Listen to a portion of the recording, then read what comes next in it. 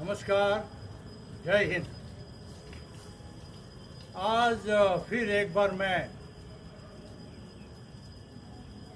भूतपूर्व सैनिकों के बारे में एक छोटा सा वीडियो बनाने जा रहा हूँ। छोटा सा बोल रहा हूँ, हो सकता है लंबा हो जाए, क्योंकि विषय ही ऐसा है। ये विषय है स्पेशल इंटेंसिव रिव्यू।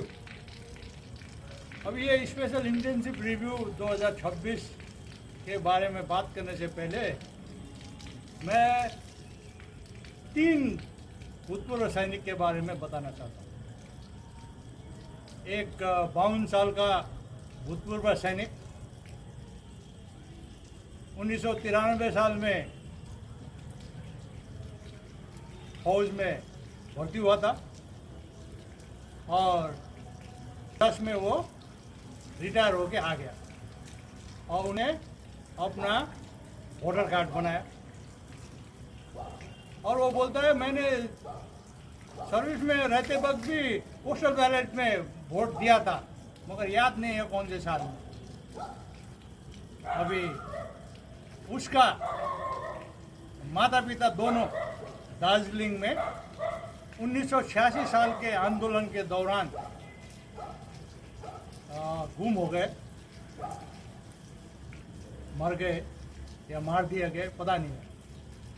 अभी उसका खुद का नाम, उसका माता जी का, पिताजी का नाम 2002 का SIR लिस्ट में नहीं है।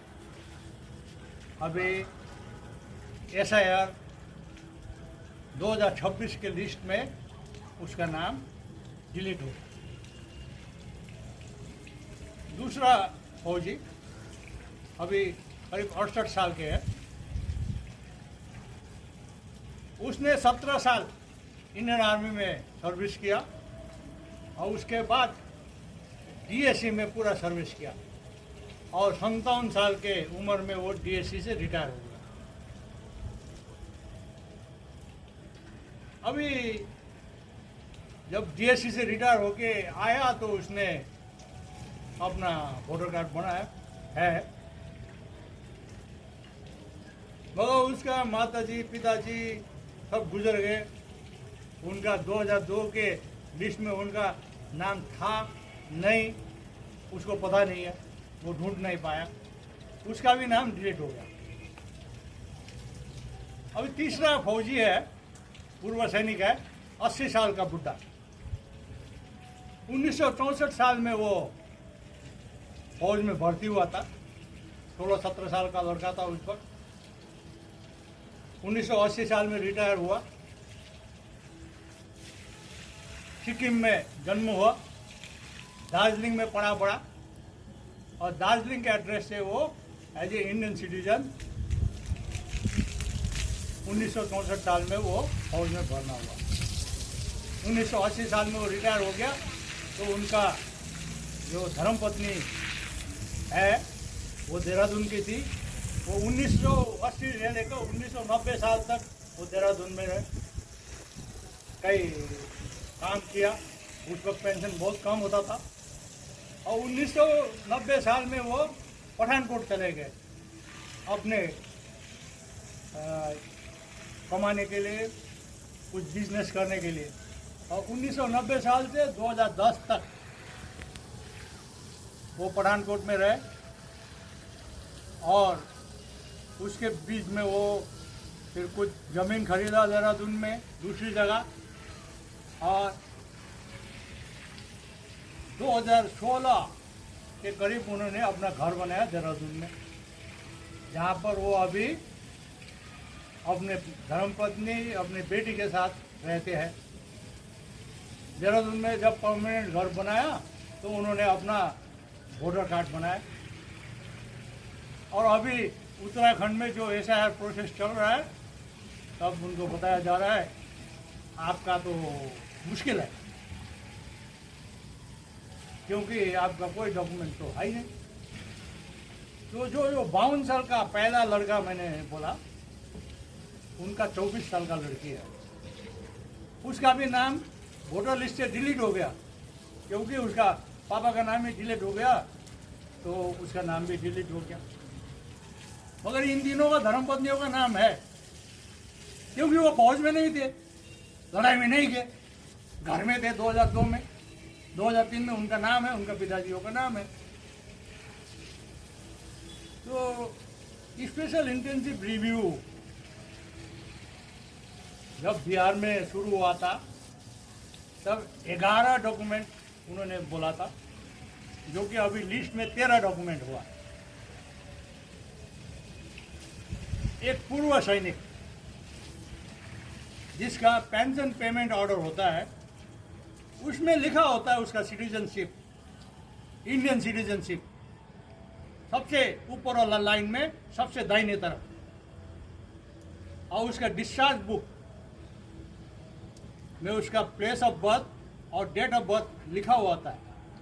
और एसआईआर का जो पहले 11 और उसके बाद में 13 डॉक्यूमेंट का लिस्ट है, उसके ऊपर एक इंस्ट्रक्शन है, उसमें लिखा हुआ है कि 1987 साल से जो पहले पैदा हुआ उसको अपने डेट ऑफ बर्थ और प्लेस ऑफ बर्थ प्रूफ करने के लिए ये 11 डॉक्यूमेंट से या 13 डॉक्यूमेंट से अभी बोलते हैं तो उसमें से कोई भी डॉक्यूमेंट सबमिट कर सकता है। देखिए पूर्व सैनिक है, जैसे कि मैंने बताया, उसके पीपीओ में उसका डेट ऑफ बर्थ लिखा होता है, उसका सिटीजनशिप लिखा होता है और उसका डिस्चार्ज बुक में उसका प्लेस ऑफ बर्थ और डेट ऑफ बर्थ लिखा होता है। और लिस्ट का 11 और 13 डॉक्यूमेंट का जो लिस्ट है उसमें सीरियल 1 पे ये पीपीओ और any government document issued by the government दिया हुआ है।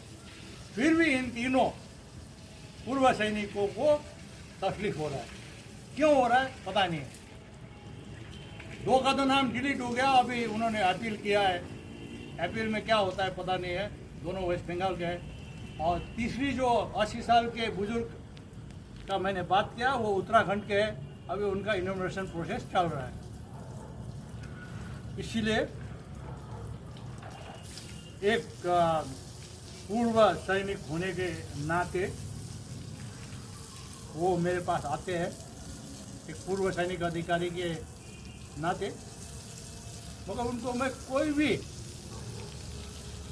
सहयोग नहीं कर पाता। मैं क्या करूं? तो भारत सरकार से मेरा एक छोटा सा सुझाव है, निवेदन है, जो भी है आप बोल लीजिए। जितना पूर्व सैनिक है हम, और जिन्होंने देश के सेवा के लिए 17 साल से लेकर 40 साल तक जीवन का हिस्सा देश के सेवा के लिए लगा दिया, यदि उनका पीपीओ है और वो भारत सरकार से पेंशन ले रहा है तो उस पूर्व सैनिक का सिर्फ पेंशन लेने का डॉक्यूमेंट ही पर्याप्त माना जाए एसआईआर प्रोसेस में। और उनको जो उत्पीड़न हो रहा है नाम डिलीट होने के बजाय से, उससे उनको बचाया जाए। संक्षिप्त में मैं बोलना चाहता हूं, जितने पूर्व सैनिक हैं जिन्होंने 17 साल से 40 साल तक भारत माता के सेवा में अपने जीवन के सबसे अमूल्य अंगों व्यतीत किया, उनको एसआईआर प्रोसेस में नाम दर्ज होने के लिए कोई भी लिंक करने का जरूरत नहीं होना चाहिए, कुछ भी जरूरत नहीं होना चाहिए। उनका पेंशन पेमेंट ऑर्डर और जो वो भारत सरकार से पेंशन ले रहे हैं करके जो प्रूफ है वही पर्याप्त माना जाना चाहिए। ये भारत सरकार से निवेदन है, ये निर्देश चीफ इलेक्शन कमिश्नर को इशू किया जाए। धन्यवाद। जय हिंद।